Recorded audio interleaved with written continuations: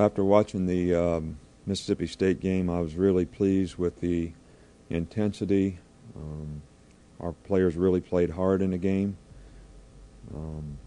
Certainly had to overcome and persevere an emotional challenge and very physical play from the other team, and I was very pleased with how people went out and did what they were dependent on to do, and sort of executed fairly well in most parts of the game, and the perseverance that they showed to work their way through the first quarter and stick with it, and was pretty impressive, to me. Our focus for this game is to continue to improve as a team. I think our best game is somewhere out there still, and we need to keep working to that. Every game has significance. Every game has significance. And there won't be one thing that anybody ever remembers about this season if we ever didn't have success against a team like this. So you can ask me all the questions you want about it, but that's the answer to the question right there. And we respect the team. They've got good players. Their coach has done a great job there. They're 6-4 this year. They've made a tremendous amount of improvement from last year. But every game is significant, and this is the most important game that we're playing now, and it's the only game that we're going to talk about. So that's the way it is. And we had some guys that played outstanding. Mark had a good game, and Mike Johnson had an outstanding game as the SEC Lineman of the Week. We had 3 guys that had over 20 production points: Rolando McClain, Mark Barron, and Corey Reamer. Hard to have all those guys have that kind of production and not recognize all of them. And, Hobby did a good job on special teams, especially in kickoff return, and Robbie Green was good on his part in what he did in teams. But again, we want to continue to build and improve as a team, get better, have better execution, play with more consistency, and work on the things that we need to work on that's going to help us be better. And there's some parts of special teams that we definitely need to work on and improve on. We had made some improvement on it, but obviously the one thing that was an issue in the game was, the 2 kickoff, covers that, we had some guys not do the right things, and we got to be able to do that on a consistent basis. This game coming up is Senior Day for our seniors. I'd encourage our fans to, come out early to sort of honor, these guys who have done a fantastic job of representing the University of Alabama and the football program over the last 4 or 5 years.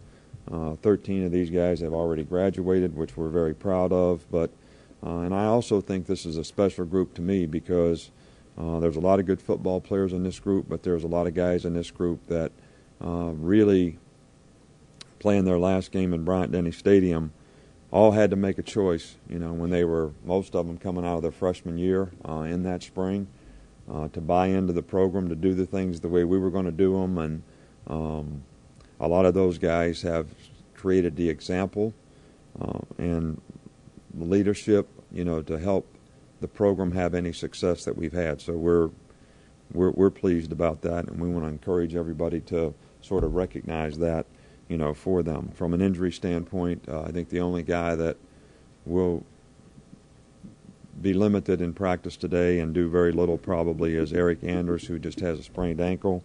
He's been having it for a while, but a little bit sore after the game, so we need to give him a day or two to, try to heal up. But again, we always respect our opponents.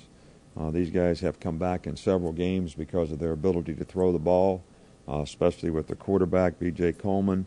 They have good receivers, and they have a good scheme and good attack on offense. They seem to be a little simpler, playing hard and tough on defense, and they do a good job of coaching their special teams. So this is a very well-coached team, and we always have the proper respect, and we need to do a good job in what we do to execute and take care of our own business.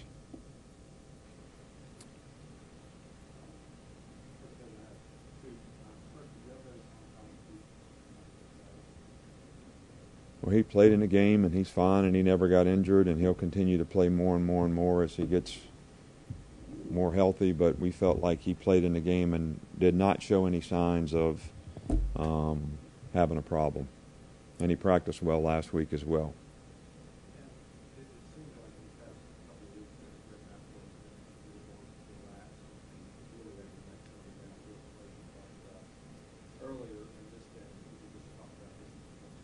Well, Greg did a nice job, in the game. His pass efficiency rating was, really high in the game in terms of his execution. We probably didn't throw the ball quite as much as what we planned on going into the game, but when we did it, we executed, made a couple explosive plays doing it, 3 or 4, and, I think and we spread the ball around to some of our playmakers, whether it was Julio, Mays, Hanks made plays, and I think we need to continue, to do that and have that kind of balance, and I thought Greg did a really good job in the game of doing that. And some of the plays that didn't work, a couple of the screens that we tried and things like that, we didn't block the right guys, and it was really nothing to do with him. So we were very pleased with his performance and the way he managed the game. Do you take the team to a movie every Friday night before the game? Can you talk about the Friday routine a little bit? And will Blindside be on your list either this Friday or later in the season? Well, we only go to a movie if we have a night game. If we have a night game, we go to a movie. We usually have about an hour-long meeting on Friday night. But if we have a night game on Saturday, since we transfer about 2/3 of that meeting to Saturday after breakfast, so we take a walk on Saturday, have a meeting, sort of try to get the guys re-centered on the game. So we go to a movie on Friday night if we have a night game, and that's been pretty consistent. I usually consult with the players as to what movie they want to see, and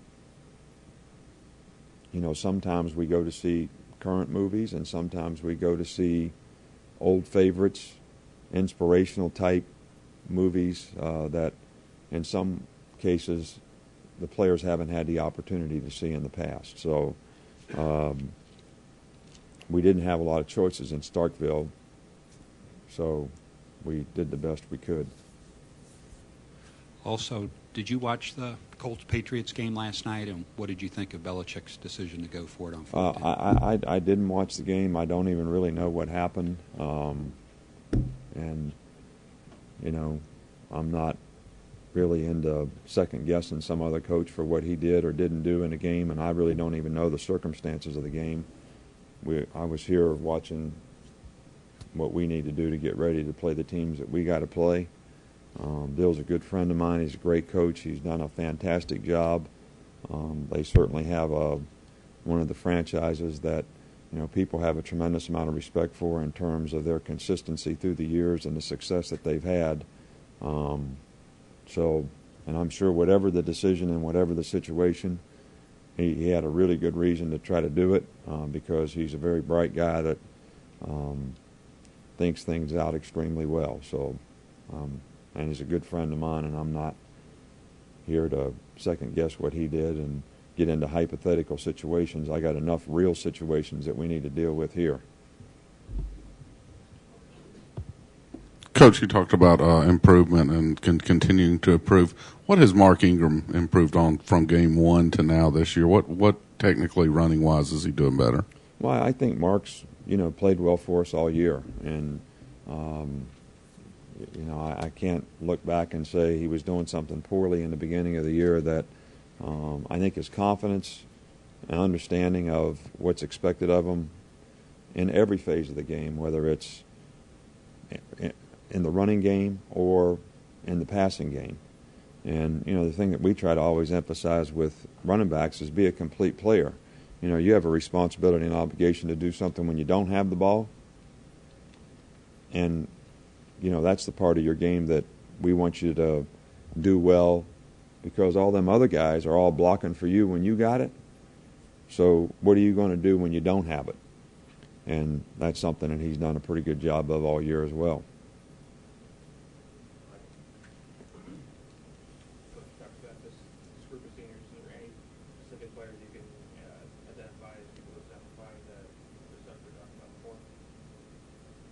Well, we got a lot of seniors in this class, but, and I would say that we're not disappointed in any of them.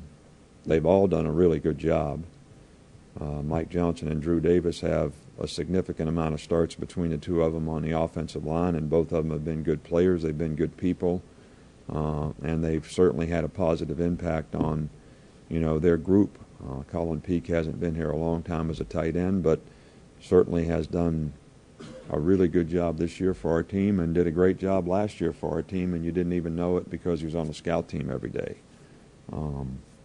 We've got some receivers who have really contributed well and had a great attitude about their role and what they do, and we're pleased with that. Defensively, we probably have a few more guys. Javi's been a tremendous asset and impact on the program, not only in his leadership and character and competitive spirit, but big play potential as a returner and his really solid, consistent performance as a defensive back. Justin Woodall's been a good player for us. Marquise Johnson has done a really good job and improved each year. When I think back to when he's a sophomore and we were playing Florida State, you all were saying, don't you have anybody else you can put in there? And, we believed in the guy and worked with him, and he worked hard himself and has become a really good player who's very confident, in what he's doing. And, Eric Anders has come a long way and makes a lot of plays. I mean, I'm hoping I'm not leaving somebody out. I mean, all these guys have made a tremendous impact, on our team. The guys up front, Cody's only been here for 2 years, but has done a good job. Brandon Dederick has done a really good job. Lorenzo Washington has done a really good job. I mean, I would have a hard time saying which guys haven't done it. So, it's a tough question to answer. And whatever guy I left out, deserves a tremendous amount of credit as well, because this has been a very, very good group. Coach, you mentioned Saturday and today that you feel like the team's best football is still out there. Was the Mississippi State game maybe as close to that goal as you've seen this year yet? No, I think we've played well at times this year, and I thought I was really pleased with the way, our guys played, in that game, but especially the way they competed, especially the perseverance that, in that situation, in that environment, knowing that you got to go out there and sort of get in a street fight right off the bat with all the emotion that, they had in the game for what they wanted to do, and to be able to sort of persevere that and just keep playing through it. And I think that was the most important thing. And but, hey, there's a lot of things that we could point out that we can improve on, and I'm sure the players would tell you the same thing. So we're never satisfied with where we are. We've really never arrived, and I think everybody needs to have that perception as we move forward in terms of, what's in front of us. And also, Marquise Johnson, back to him, he had to play on the first play of the game where he got beat by a couple steps, had the pass interference. Then he comes back and makes a lot of plays. Is that a good example when you talk about corners needing to have a short memory? No doubt. I don't know. I've been coaching these guys for 30-some years. I've never coached one that never got beat. So they're all going to get beat sooner or later. So they ran a double pattern the first play of the game, and he could have used a little better technique on it, but and bounced back and played well the rest of the game, and that's the way you got to do it. And when they do that in practice, we get on them a little bit, but when it happens in the game, you might see me rubbing their neck, because they got to go back out there and play, and they're going to try to throw it over their head again.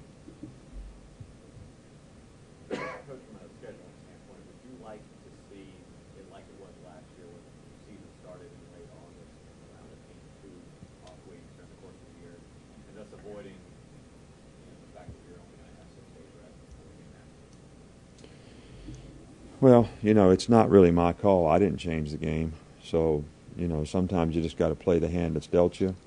And, I don't know how these schedules get made, but a lot of people have bye weeks before they play us. I know that, and more next year.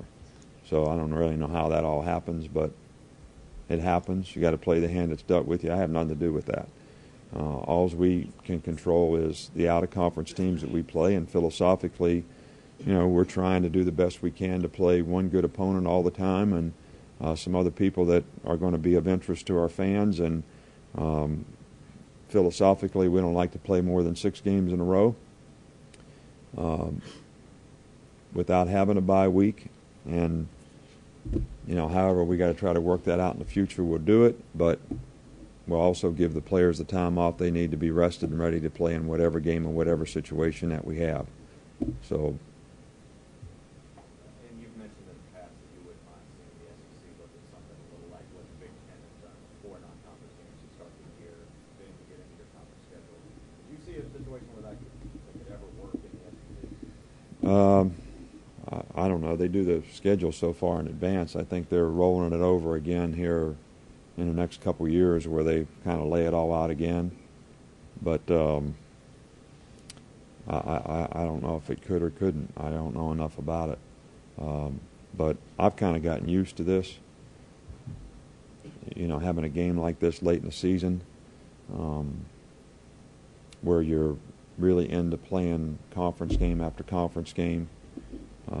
Is a little different mindset for the players, but it is what it is, and I've gotten a little used to it. We all have to do it. Everybody has games like this, so I just think it's something you got to adapt to and adjust to, and the players have to have the right mindset and right respect for their opponents and continue to work and focus on making improvement.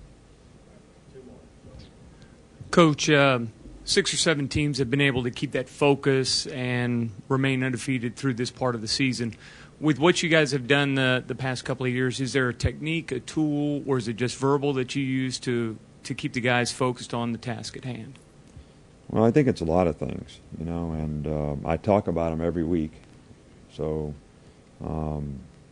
at the risk of being redundant, it's about who you are. And it's about wanting to be the best that you can be, and it's about you constantly trying to be responsible for your own self-determination and do your job, the job that you're being dependent on to do, and do it for yourself and for your teammates. But it's also about, doing it in any circumstance, in any situation, regardless of what's happening around you, that who you're playing really doesn't matter as much as what you do and how you do it. And, the last thing is having the perseverance to be able to do it week in, week out, down in, down out, play in, play out. And, those are all the kind of things that you want to condition your guys to do. And I don't know if you got to have mental toughness to do it. You have to have a willingness on their part to give the effort to do it and have the work ethic to do it. And also the mental and intensity to focus on what they have to do to be able to execute it and do their job. So it's a combination of all those things, I think. And, we control who we are. That's what we can control, and that's what I want our players to focus on being able to do. And we talk about that all the time. Coach, this will be your 21st game coaching in Bryant-Denny is a home game. Can you just talk about what the home atmosphere has been like and what kind of effect it's helped have on you guys, especially the last 2 years at home? Well, I think that I've also spoken about that just about every week, and I think our fans have done a tremendous job. I always say our fans are a part of the team, and especially the last year at the end of the season and these last few games that we've had, the Tennessee game, South Carolina game, LSU game. I don't know where you could find a better environment to play a college football game in terms of the atmosphere created by our fans, the enthusiasm and the passion they have, and how it affects the players. And I don't think that myself or any of the players don't really appreciate that. And I've always said that that's important. And sometimes it's more important when you're not playing as well as it is when you're playing really well.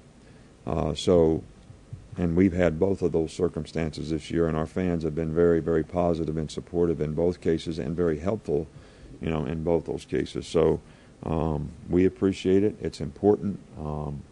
And I'm happy that they have the passion. I'm happy that they have the enthusiasm. But I also want them to know that we appreciate it, and it's very helpful to what we're trying to accomplish as well.